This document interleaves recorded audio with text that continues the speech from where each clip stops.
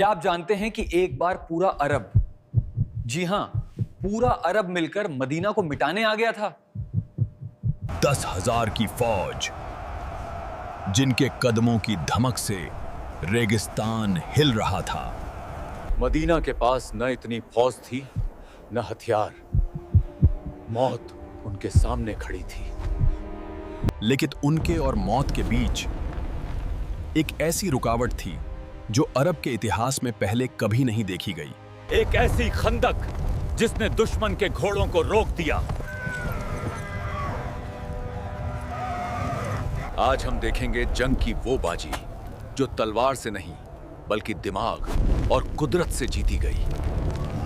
गज़वाए खंदक की पूरी कहानी।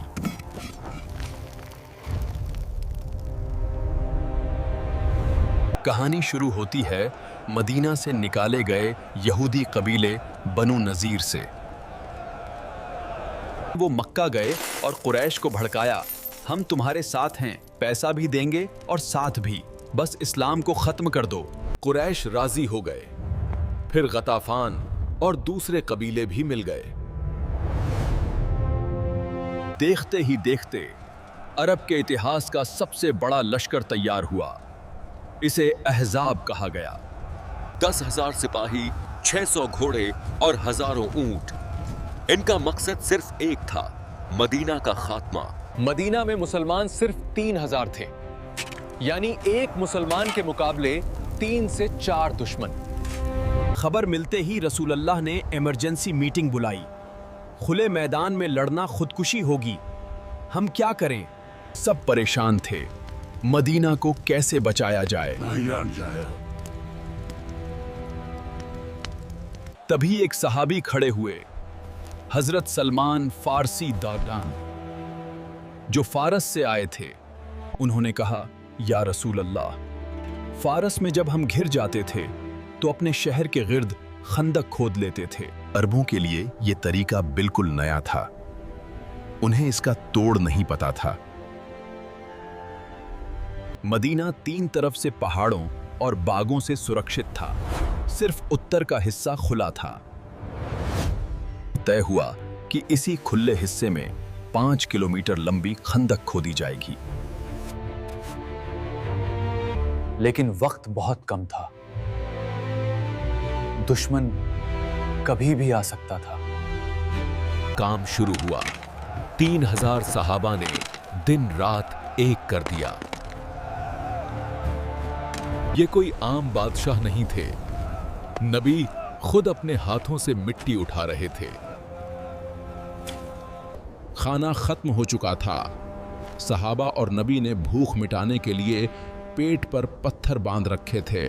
खुदाई के दौरान एक बहुत बड़ी चट्टान आ गई जो टूट नहीं रही थी। नबी आगे बढ़े। आपने बिस्मिल्लाह पढ़कर पहली चोट मारी। एक बिजली कौंधी। आपने फरमाया, मुझे शाम और यमन के महल दिए गए। दूसरी चोट पर फारस के सफेद महल नजर आए और तीसरी चोट पर चट्टान रेत बन गई। ये आने वाली फतह की खुशखबरी थी। 6 दिन की अथक मेहनत के बाद खंदक तैयार थी। तभी दुश्मन आ पहुंचा। 10,000 का लश्कर यलगार करते हुए आया। लेकिन अचानक उन्हें रुकना पड़ा। सामने 15 फुट गहरी और 15 फुट चौड़ी खाई थी। ये क्या धोखेबाजी है?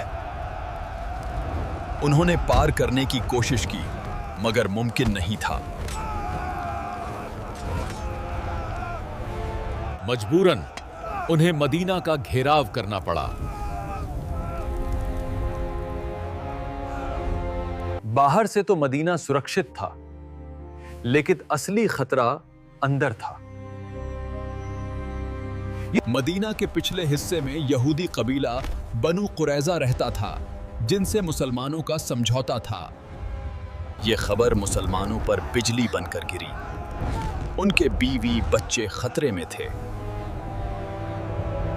हालात इतने खराब हो गए कि 3 दिन तक सहाबा न सो सकें न नमाज पढ़ सकें। कुरान कहता है, जब आंखें पथरा गईं और दिल हलक तक। जब ताकत जवाब दे जाए तो अल्लाह हिकमत से काम लेता है। यहां एंट्री हुई एक सीक्रेट एजेंट की। हजरत नईम बिन मसूद आए। वो नए मुसलमान बने थे और दुश्मन को यह बात नहीं पता थी। नबी ने फरमाया, जंग धोखा है, जाओ और उनमें फूट डाल दो। नईम पहले यहूदियों के पास गए। कुरैश तो भाग जाएंगे, फिर तुम अकेले रह जाओगे। उनसे कुछ लोग गिरवी मांग लो। फिर वो कुरैश के पास गए। बनु कुरैजा धोखा दे रहे हैं, वो तुम्हारे लोग पकड़कर मुसलमानों को सौंप देंगे। जब कुरैश ने यहूदियों से बात की तो दोनों को एक दूसरे पर शक हो गया। गठबंधन टूट गया। दुश्मन की एकता खत्म हो चुकी थी। घेराव को 25 दिन बीत चुके थे। सर्दी बढ़ रही थी। नबी ने अल्लाह से दुआ की, ए अल्लाह, तूने वादा किया था, अब अपनी मदद भेज। और फिर आसमान का रंग बदल गया। अल्लाह ने एक ऐसी हवा भेजी जो हड्डियों को जमा देने वाली ठंडी थी। हवा इतनी तेज थी कि दुश्मन के खेमे उखड़कर हवा में उड़ने लगे। उनकी आग बुझ गई। जानवरों में भगदड़ मच गई। कंकड़ पत्थर गोलियों की तरह उड़ रहे थे। वो एक दूसरे को देख भी नहीं पा रहे थे।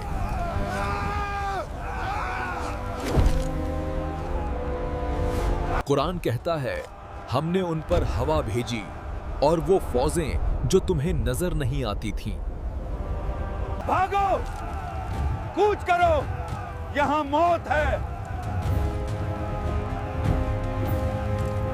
और रातों रातों 10,000 का वो मगरूर लश्कर दुम दबाकर भाग खड़ा हुआ। अगली सुबह जब सूरज निकला तो मैदान खाली था। मदीना बच गया था, बिना कोई बड़ी जंग लड़े। यह इस्लाम की वो जीत थी जिसमें तलवार से ज्यादा ईमान ने काम किया। गज़वाए खंडक हमें सिखाती है कि जब सारी दुनिया तुम्हारे खिलाफ हो जाए। आज भी मदीना में वो जगहें मौजूद हैं जो इस वाक़ये की गवाही देती हैं। चैनल को सब्सक्राइब करें ताकि आप अगली वीडियो मिस न करें। तब तक के लिए अल्लाह हाफ़िज़।